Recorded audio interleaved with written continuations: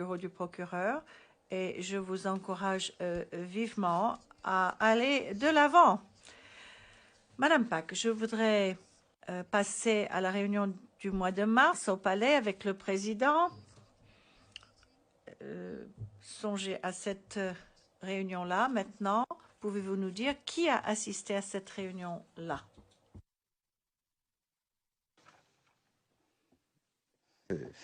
C'est les mêmes généraux, plus d'autres officiers supérieurs de l'armée, de la gendarmerie et de la police nationale. Toujours autour du président de la République.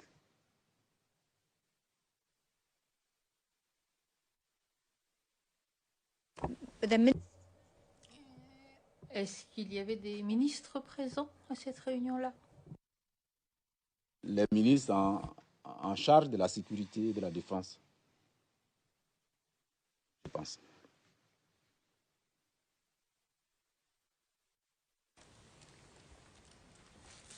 Can you tell us, please? Pourriez-vous, je vous prie, nous rapporter ce qui a été dit à cette réunion? On a encore parlé des problèmes de l'évolution de la situation militaire. Le chef d'état-major a fait encore un deuxième compte-rendu de l'évolution de la situation militaire.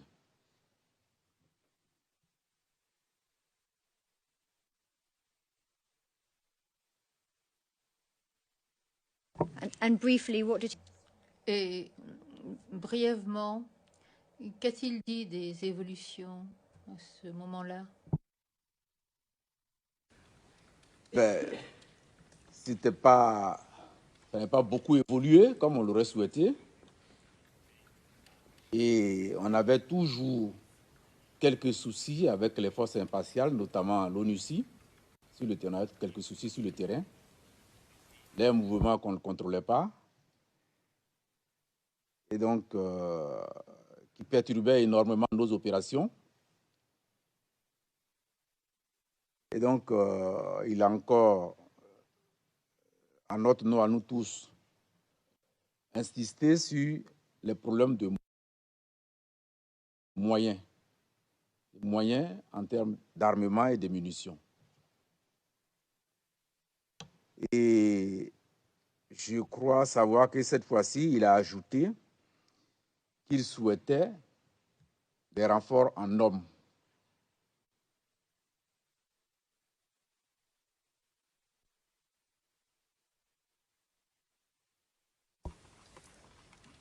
and do you recall? Et est-ce que vous vous souvenez de ce qu'a dit le président, M. Gbagbo, au cours de cette réunion? Le président a dit la même chose. Il nous a toujours encouragés à toujours tenir, parce qu'entre février et mars, nous savions, on n'était pas dupes, on savait très bien que l'armement, ce n'était pas évident qu'on puisse l'avoir. C'est même quasiment impossible. Parce que nous savions très bien que nous étions en situation d'embargo. Et donc, les encouragements du président nous ont été à nouveau adressés. Et puis, bon, mais je crois que c'est essentiellement ce que le président a dit. Hein.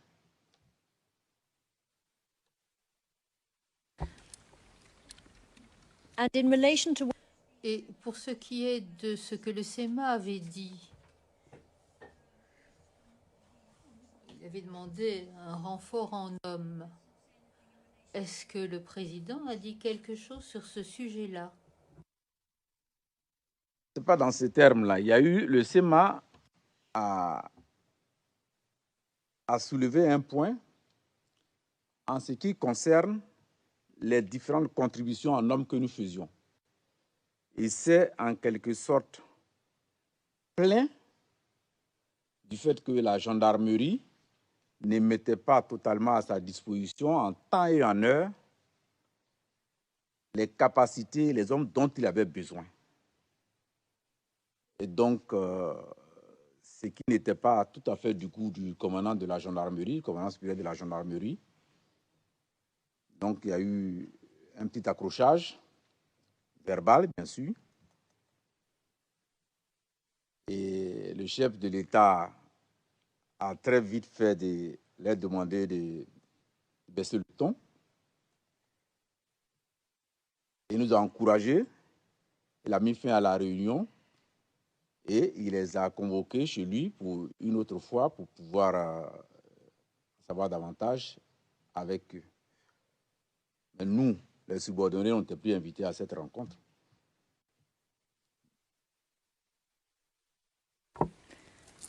Do you recall any... Est-ce que vous vous souvenez de décisions qui auraient été prises au cours de cette réunion?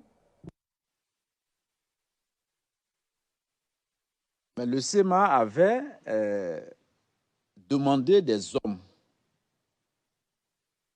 Donc, il lui avait été accordé d'étudier dans quelle mesure on pouvait, en liaison avec le ministère de la Défense, parce que ce n'est pas la présidente de la République qui recrute, c'est le ministre de la Défense qui recrute. Donc, il lui avait dit de se rapprocher du ministre de la Défense pour voir dans quelle mesure lui et puis les services du ministère de la Défense peuvent, comme il le demande, procéder à un recrutement. Mais ça, c'est une parenthèse que j'ouvre. Cette option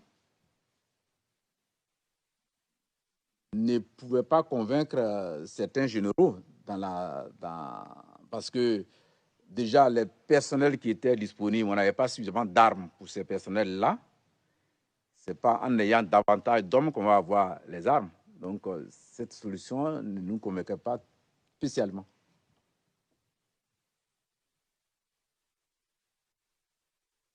Mais c'était la volonté du chef d'état-major.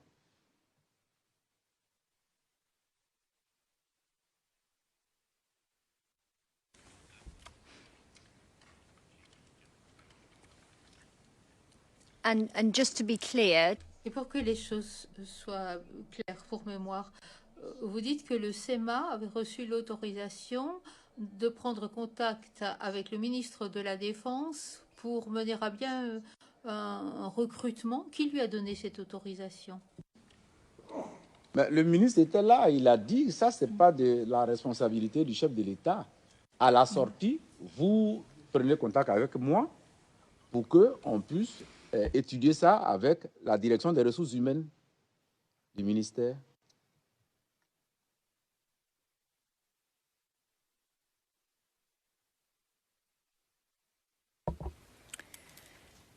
Now,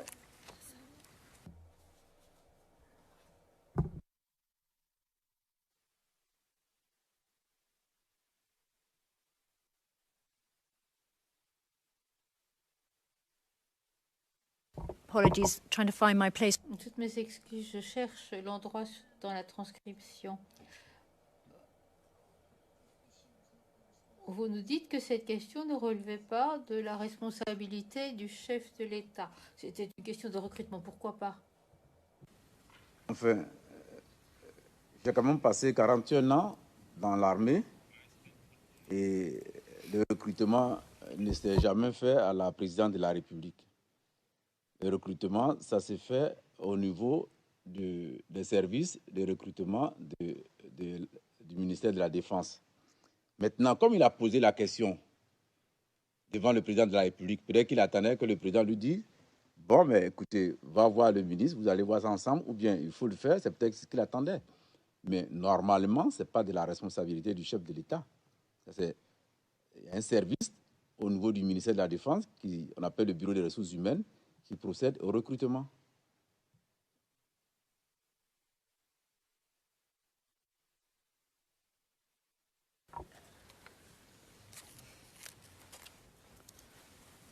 All right. Très bien. Je voudrais vous interroger sur une autre réunion avec le président en mars. Cette réunion dont on a parlé, c'était au Palais, juste? Let me just... Alors, je vais vous montrer le registre que nous avons consulté un peu plus tôt, le registre 0088-0863. On ira très vite. Il y a une entrée pour le 14 mars 2011.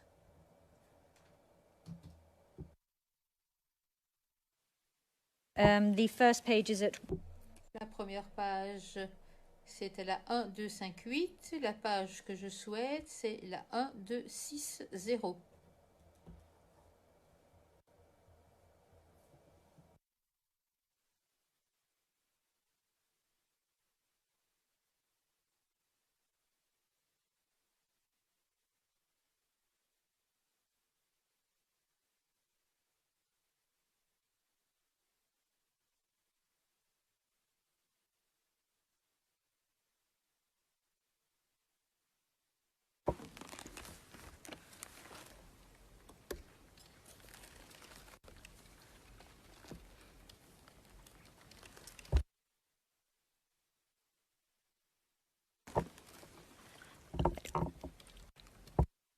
okay, there we are. You can see Nous y voilà. Vous voyez les entrées à partir de 41, 41, 42, 44 jusqu'à 48. Vous voyez là différents généraux qui arrivent et qui quittent la résidence. Est-ce que vous vous souvenez d'être arrivé à la résidence et d'en être parti entre 18h12 et 19h48? Oui, le registre il fait froid, donc je suis allé là-bas. do you recall a meeting? Vous souvenez-vous d'une réunion avec le président pendant cette période-là, plus ou moins?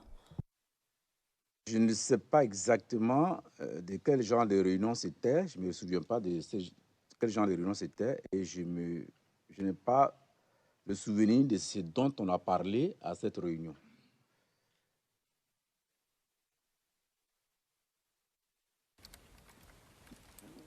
Going to ask, please, just to Je demanderai à ce que l'on veuille bien passer une vidéo.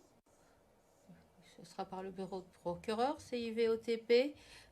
Madame le procureur est inaudible pour une partie de son intervention. Il s'agit du CIVOTP 00690371, la transcription 00940260. La vidéo, ce sera 001222 jusqu'à 001330.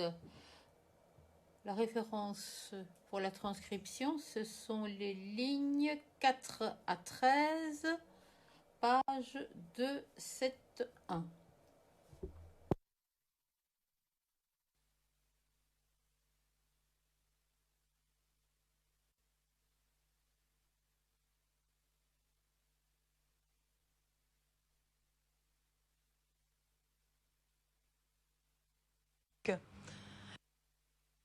Les généraux de Côte d'Ivoire sont allés réaffirmer leur loyauté au chef de l'État.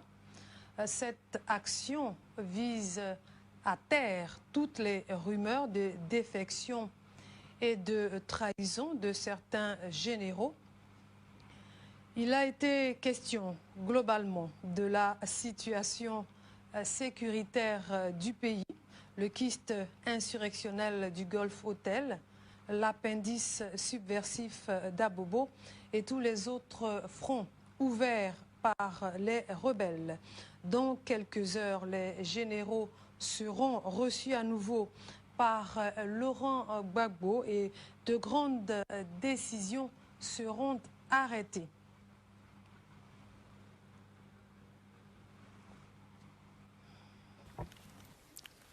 question.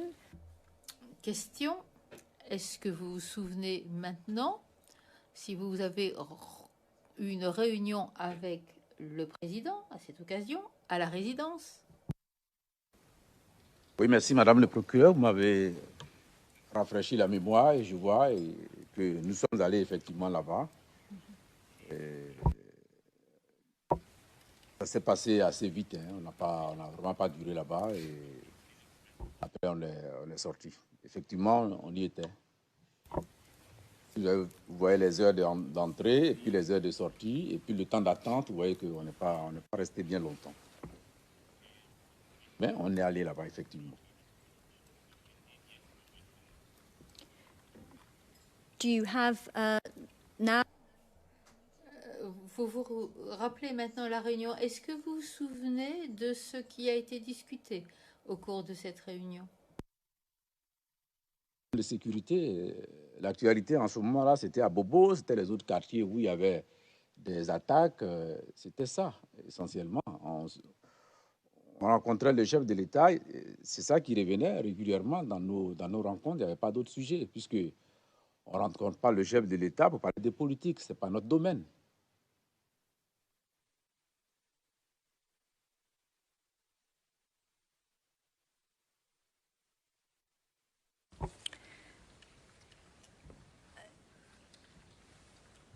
Different topic, moving off from this. Autre sujet, nous quittons cette réunion. À un moment donné, est-ce que vous vous souvenez d'avoir discuté avec le SEMA ou avec les autres généraux, discuté de demander à M. Gbagbo de mettre un terme aux activités de combat des FDS? On a échangé, à un moment donné, on a échangé avec, entre nous. Il y avait un certain nombre de facteurs. C'était l'évolution de la situation qui était défavorable, et je l'ai mentionné tout à l'heure. Il y avait la conduite des forces impartiales qui était de plus en plus ouvertement en faveur des rebelles, notamment l'ONUCI. Il y avait des problèmes d'armement que nous avions. Et donc, tous ces facteurs contribuaient à faire en sorte qu'on avait de plus en plus de tués.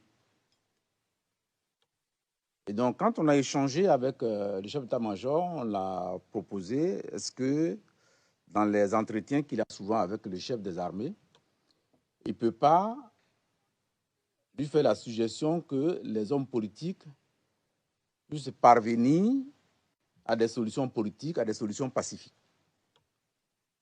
Nous savions que le président avait déjà, depuis le début, proposé des solutions politiques. Nous avons quand même demandé au chef d'état-major s'il pouvait encore se faire notre interprète auprès du chef de l'État.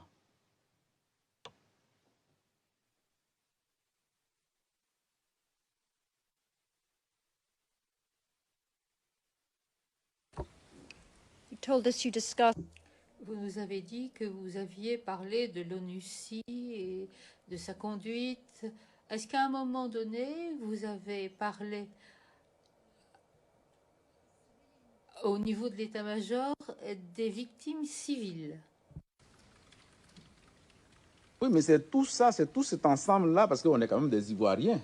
C'est tout cet ensemble de personnes, il y avait de plus en plus de tués de part et d'autre.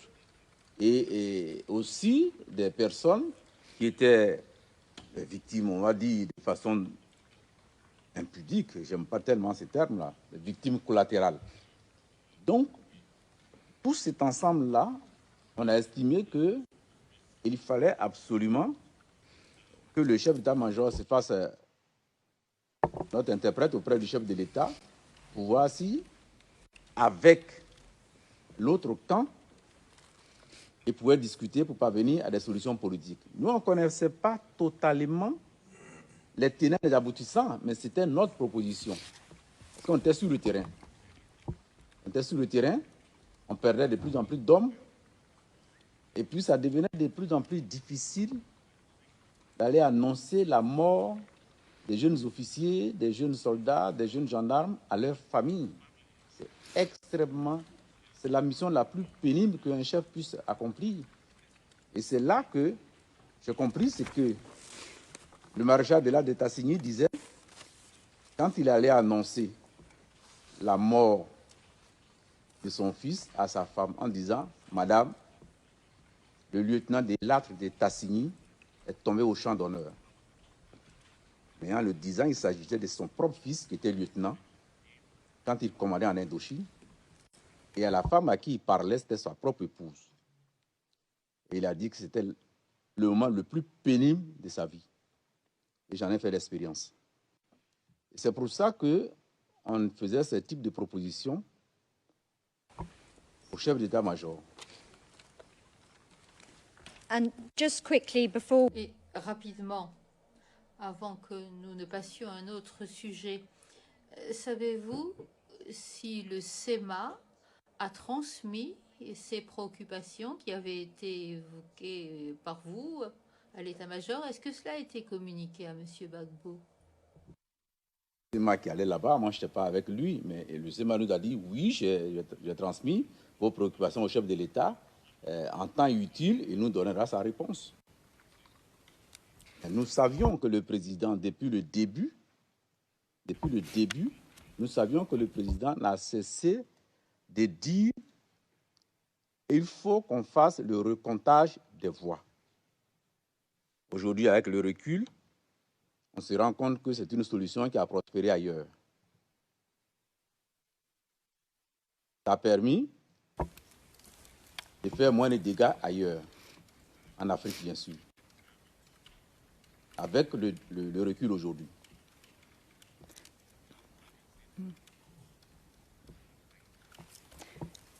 and just to finish up, Et pour en terminer avec ce point-là, est-ce que vous vous souvenez quand vous avez eu cette discussion à l'état-major? Madame le procureur, mais nous avons eu cette discussion. Permettez-moi de ne pas avoir la date parce que les problèmes de date des événements qui sont passés, produits il y a 8 ans, 7 ans, les dates, c'est un peu délicat. I'm going to move on now swift. Je vais maintenant passer rapidement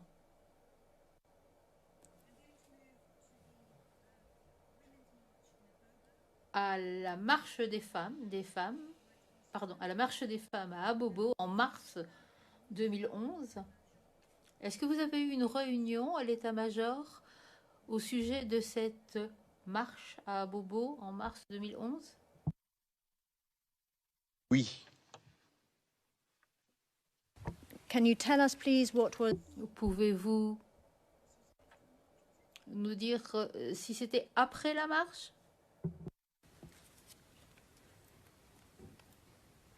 Nous sommes retrouvés à l'état-major pour parler, mais la marche était terminée et c'est les conséquences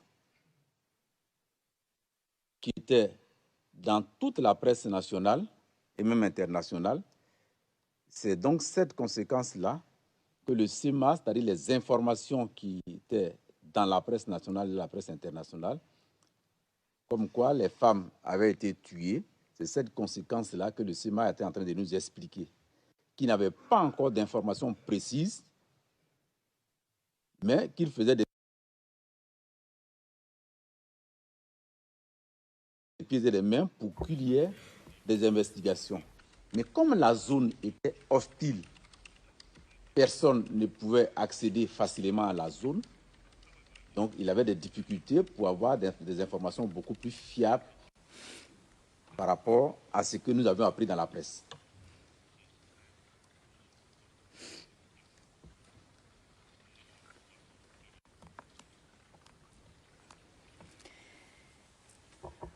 Now, you just told us Vous venez de nous dire qu'il avait dit qu'il n'avait pas d'informations spécifiques, mais qu'il faisait des pieds et des mains pour que des investigations soient entamées.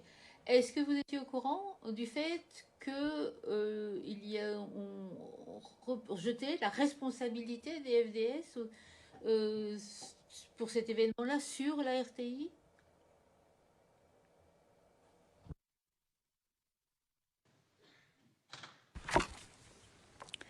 do you remember these? Est-ce que vous vous souvenez du porte-parole de l'état-major,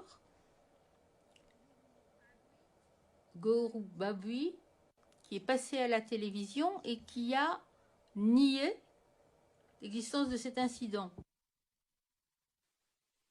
C'est possible, puisque personne ne pouvait accéder au lieu des incidents pour constater la réalité des faits et pouvoir l'imputer éventuellement à des possibles auteurs. Donc, il a dit, j'ai dit tout à l'heure que le SEMA a dit qu'il ne pouvait pas, il n'avait pas d'explication précise, d'informations précises, parce que la zone était hostile. Il ne pouvait pas y accéder. Nous, on avait pensé que les forces impartiales qui circulaient librement, qui allaient et venaient, aussi bien dans notre zone que dans la zone du commando invisible, on pensait que ces forces-là, à partir du moment où il y avait des policiers et des gendarmes dans cette force-là, on pensait que ces forces-là pouvaient peut-être mener des investigations ou bien prendre nos policiers et nos gendarmes sous leur contrôle sécuritaire pour les emmener jusque là-bas pour faire des investigations. On pensait à ça, mais écoutez, la proposition n'est jamais venue et on n'a jamais eu cette aide-là. Et donc, dans la saison dans laquelle on était, c'était des supputations, c'était des informations de presse. Et ni les gendarmes qui étaient à Bobo, mais qui étaient tous dans leur caserne, donc personne n'était sur le terrain, ne pouvait nous informer, ni les éléments de l'ONUCI qui auraient pu, compte tenu des moyens dont ils disposaient, nous informer, nous n'ont pas certainement aidé le chef d'état-major. Et donc, je ne suis pas surpris de ce que vous avez dit concernant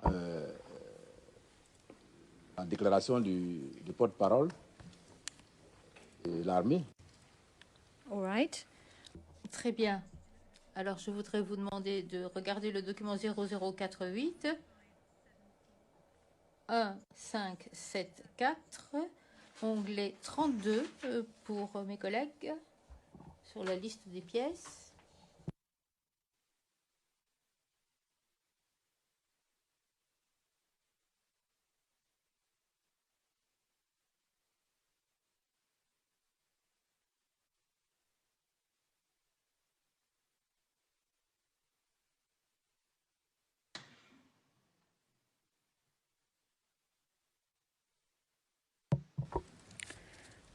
All right, just for the record. Pour mémoire, le document est daté du 10 mars 2011. Il émane de la division renseignement SECOS.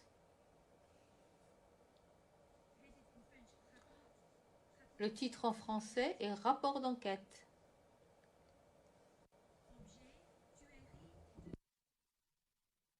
Au Bobo, en mars 2011, implication supposée ou réelle des forces de défense et de sécurité.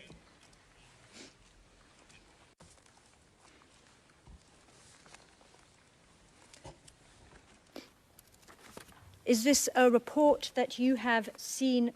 Est-ce un rapport dont vous avez eu déjà connaissance? À propos de ce rapport, je voulais faire une mise au point. Je vous ai précisé, en tout cas à vos enquêteurs, que ce rapport, je l'ai eu après la crise. Je l'ai précisé à vos enquêteurs. Je l'ai eu après la crise, c'est-à-dire au mois de mai ou au mois de juin. Parce que j'étais souvent convoqué chez les juges d'instruction et puis j'avais des souvenirs plus ou moins imprécis, donc j'ai demandé qu'on me documente.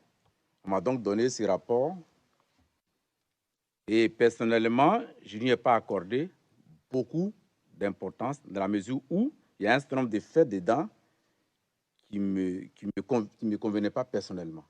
Et là, tout ça, j'ai dit ça aux enquêteurs, j'ai reçu ça après la crise, pas pendant la crise.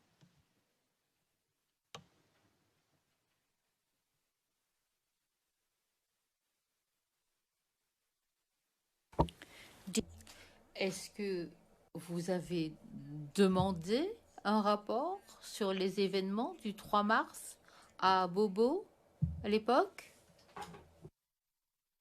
Je n'avais personne à Bobo. À qui devrais-je demander des rapports? Le SECOS n'allait plus à Bobo depuis le 26 février 2011.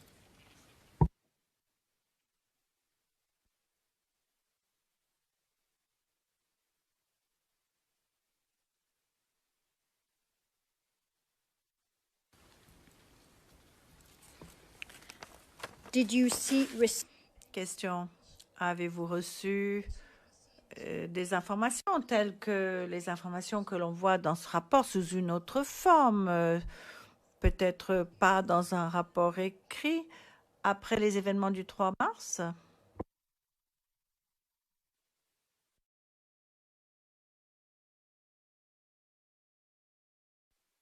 Le matin, quand moi j'ai eu l'information sur les radios étrangères, j'ai interpellé l'officier de communication du SECOS.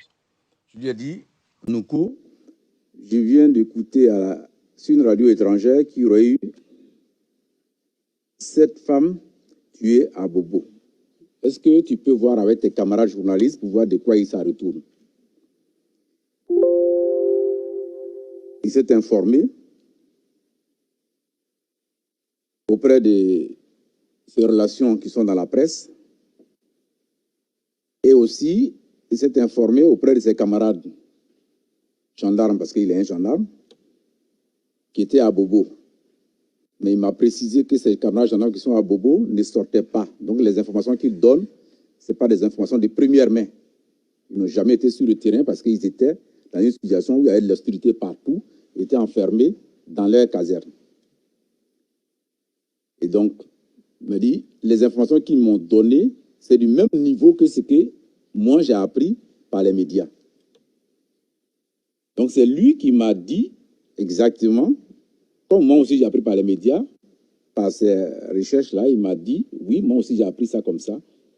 Et donc c'est après, quand nous sommes allés à la réunion à l'état-major, que ce que je vous ai dit tout à l'heure concernant ce que le chef d'état-major a dit, on a écouté ça, mais on n'était pas plus avancé que par rapport aux informations qu'on avait déjà.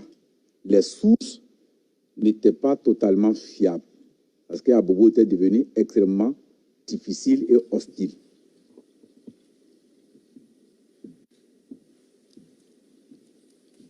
It's 5 o'clock.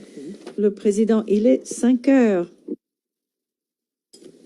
Madame Pack, j'en ai conscience.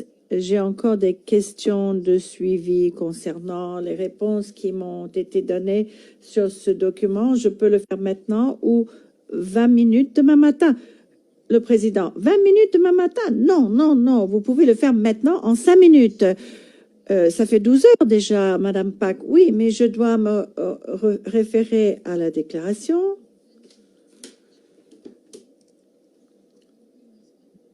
Le président, vous aurez l'occasion en question supplémentaire. Madame Pack, je pense que c'est tout à fait juste vis-à-vis de mes confrères que je puisse aller au bout de mon questionnement, que les éléments de preuve que vous avez entendus soient complets, bien cadrés, si vous voulez, par moi vis-à-vis de ce témoin, avant que mes confrères fassent leur contre-interrogatoire. Franchement, je pense que ce ne serait pas juste vis-à-vis de la défense si je n'ai pas pu explorer complètement la question afin de découvrir la vérité. Je peux le faire en 20 minutes, mais non pas en 5 minutes. Well,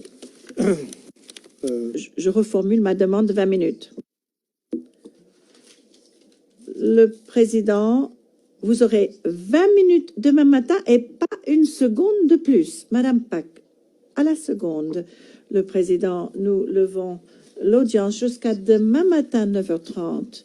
Permettez-moi de vous dire que j'ai un engagement demain. Je dois lever la séance un petit peu en avance pour le déjeuner et nous ne commencerons qu'à 15 heures l'après-midi. Donc, nous aurons une pause déjeuner légèrement plus longue. Merci. L'audience est levée.